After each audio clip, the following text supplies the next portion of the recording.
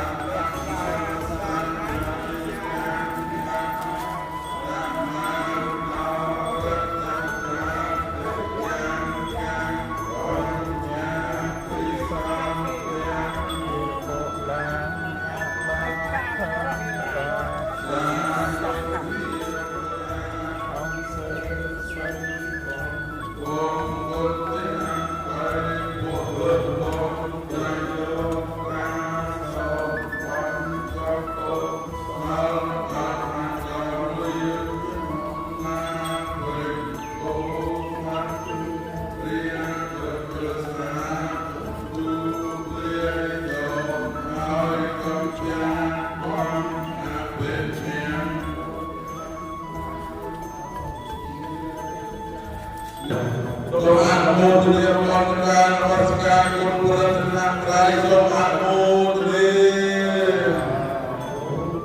លិយតាមពុទ្ធិយមូលេសាកានានន្តេវន្តេទុអេវន្តវន្តវិចិត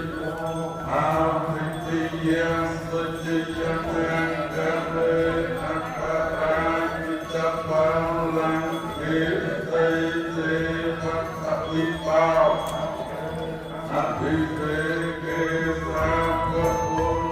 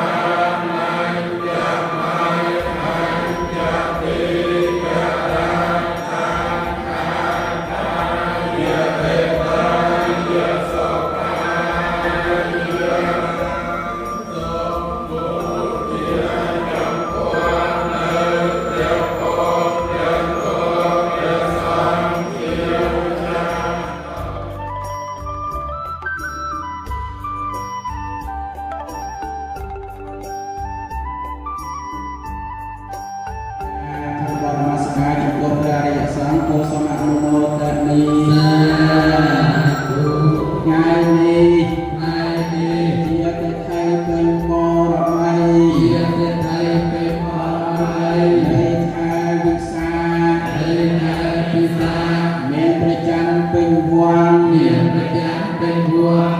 នឹងថ្ងៃដែលព្រះសក្យមុនីសម្មាសម្ពុទ្ធ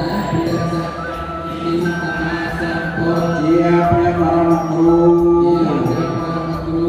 បានប្រសូតបានត្រាស់ដឹងជាសព្វយុពុទ្ធប្រកបឡើងក្នុងលោកនឹងថ្ងៃដែលទ្រង់រំលងខានចូលកាន់បរិនិព្វានទេខៃនេះជាអបលេខេតសម័យមួយដងក្នុងព្រះពុទ្ធសាសនាគឺជាថ្ងៃសម្រាប់ពុទ្ធិមានកច្ចល